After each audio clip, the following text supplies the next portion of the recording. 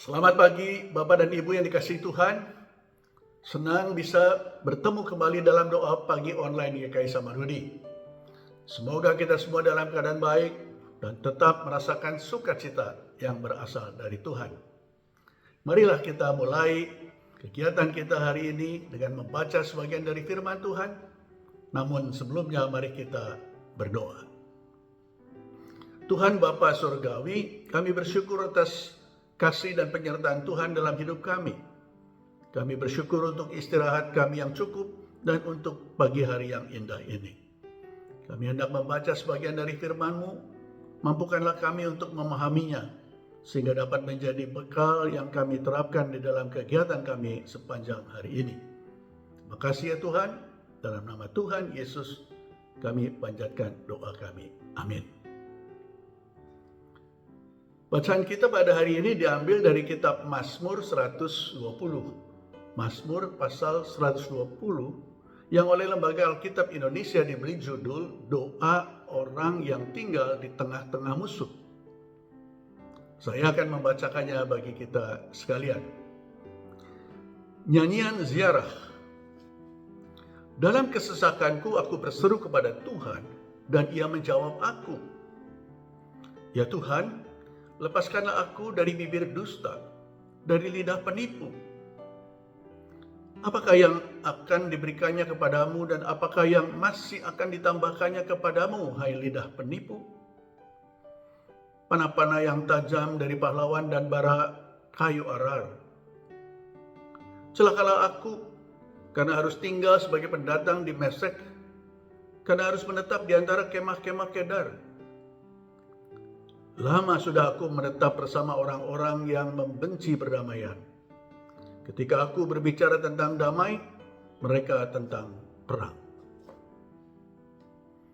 Bapak Ibu yang dikasihi Tuhan, sejumlah teolog berpendapat bahwa Mazmur 120 kemungkinan besar ditulis setelah bangsa Israel kembali dari pembuangan sekitar abad ke-5 sebelum Masehi.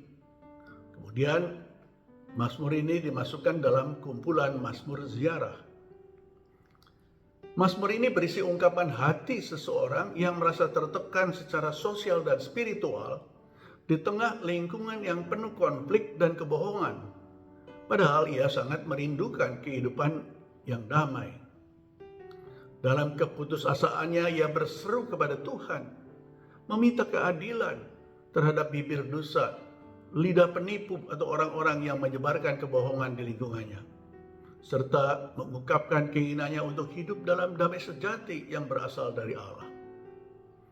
Situasi yang digambarkan dalam Mazmur 120 ini memiliki banyak kesamaan dengan lingkungan toksik yang dihadapi oleh orang-orang pada masa kini, baik dalam kehidupan pribadi, dalam pekerjaan, maupun dalam interaksi sosial.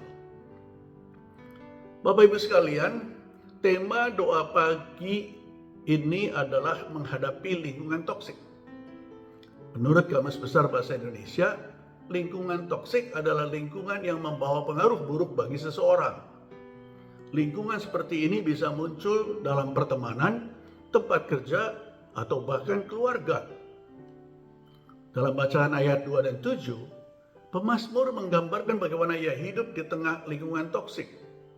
Ia menghadapi orang-orang yang menggunakan kebohongan untuk menjatuhkan, memanipulasi, dan menolak perdamaian.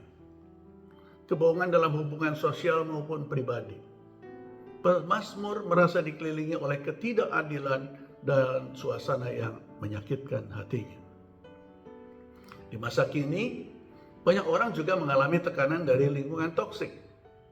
Persaingan tidak sehat di tempat kerja, manipulasi informasi dalam komunitas sosial, hingga hubungan yang merusak secara emosional dan spiritual. Bahkan, media sosial memperburuk keadaan ini dengan menyebarkan hoaks, gosip, dan kritik yang tidak benar, yang bisa merusak reputasi seseorang atau memberikan tekanan mental. Seperti pemazmur, kita hidup di dunia yang tidak selalu mendukung nilai-nilai kebenaran dan kedamaian. Oleh karena itu, untuk menghadapi lingkungan toksik, kita perlu bertindak dengan bijak dan mengandalkan hikmat dari Tuhan. Bapak Ibu sekalian, dalam bacaan ini paling tidak ada 3 pelajaran penting bagi kita. Pertama adalah berserah kepada Tuhan. Mazmur ini mengajarkan bahwa langkah pertama dalam menghadapi tekanan adalah menyerahkan semuanya kepada Tuhan melalui doa. Dalam ayat 1, pemazmur menunjukkan bahwa ia mempercayakan pergumulannya kepada Tuhan karena yakin Tuhan akan mendengar dan menjawab doanya. Di ayat 3 dan 4, pemazmur juga menunjukkan sikapnya dalam menghadapi ketidakadilan. Ia tidak membalas dengan cara yang sama, tetapi mempercayakan keadilan kepada Tuhan. Ia memilih untuk menyerahkan rasa frustrasi dan bebannya kepada Tuhan, yakin bahwa Tuhan akan membebaskannya dari kebohongan dan bertindak dengan adil. Bapak Ibu sekalian, di masa kini menghadapi lingkungan yang penuh dengan manipulasi, hoaks, dan tekanan sosial, kita pun dapat mengambil langkah yang sama, berdoa dan mencari kekuatan dalam firman Tuhan. Doa bukan hanya meminta pertolongan, tapi juga untuk memperoleh hikmat dalam menghadapi situasi toksik. Dengan doa, kita bisa tetap tenang menghadapi tekanan emosional dan spiritual. Kita bisa menyerahkan kekhawatiran, perasaan tidak adil, dan konflik yang tidak terhindarkan kepada Tuhan. Kita belajar berserah, berarti mempercayakan segala sesuatu yang di luar kendali kita kepada Tuhan. Yakin bahwa Dia akan menuntun dan memberi jalan keluar yang terbaik. Bapak Ibu sekalian, yang kedua adalah menjaga integritas. Dalam ayat 2 dan 7 terlihat bahwa pemazmur tetap berpegang pada nilai damai atau shalom meskipun hidup di dalam kebohongan, permusuhan, dan tekanan sosial. Ia merasa terasing di lingkungan yang penuh konflik dan ketidakadilan, seperti yang dilambangkan dalam Mesek dan Kedar, 2 tempat yang mencerminkan kehidupan tanpa damai. Dia hidup di antara orang-orang yang sangat berbeda darinya, baik secara budaya maupun moral. Namun pemazmur tidak mengikuti cara dunia. Ia tetap hidup sesuai dengan prinsip kebenaran. Di masa kini, menjaga integritas berarti tidak ikut dalam kebohongan, manipulasi, atau konflik yang merugikan. Ini bisa berarti menghindari gosip atau hal-hal yang hanya menambah stres. Kita dipanggil untuk tetap menjadi terang di tengah kegelapan, menolak kompromi dengan dunia yang bisa merusak iman dan nilai-nilai kita. Saat menghadapi budaya yang menganggap kebohongan dan persaingan tidak sehat sebagai sesuatu yang normal, kita perlu tetap teguh dalam prinsip-prinsip hidup yang benar.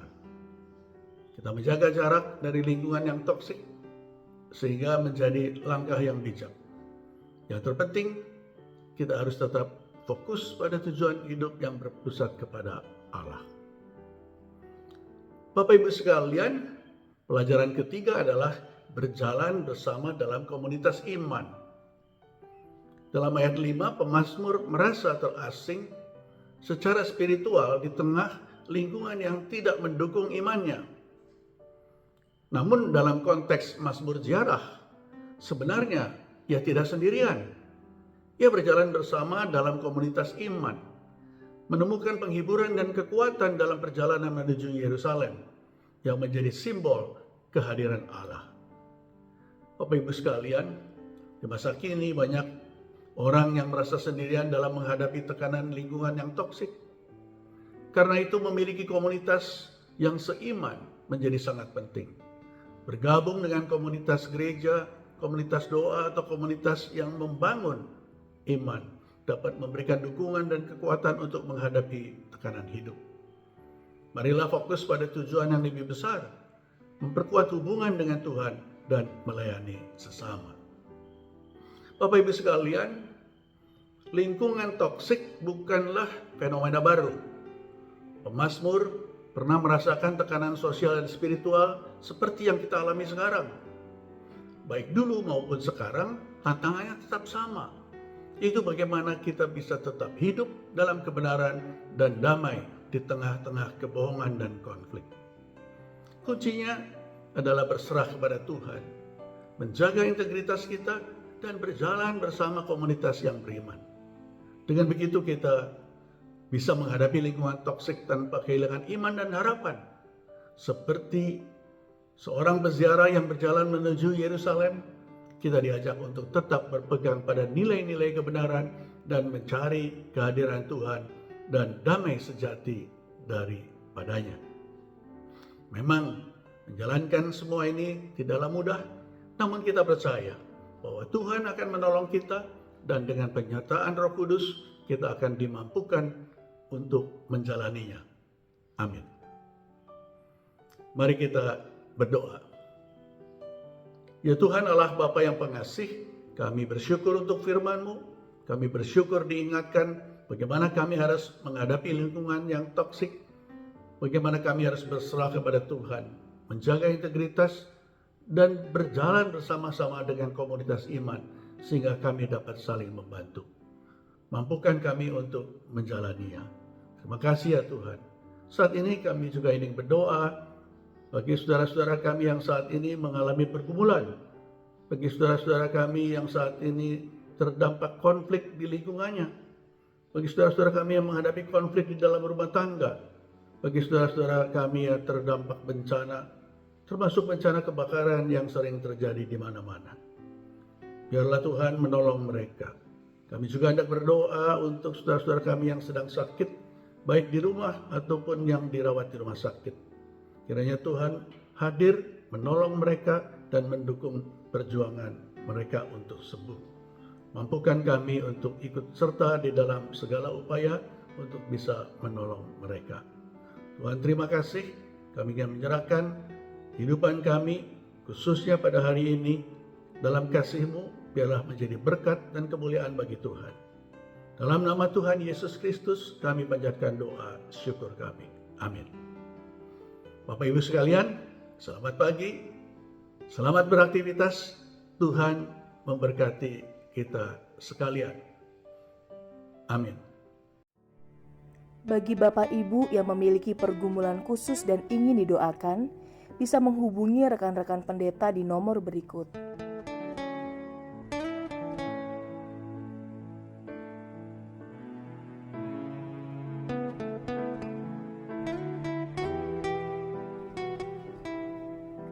Tuhan Yesus memberkati.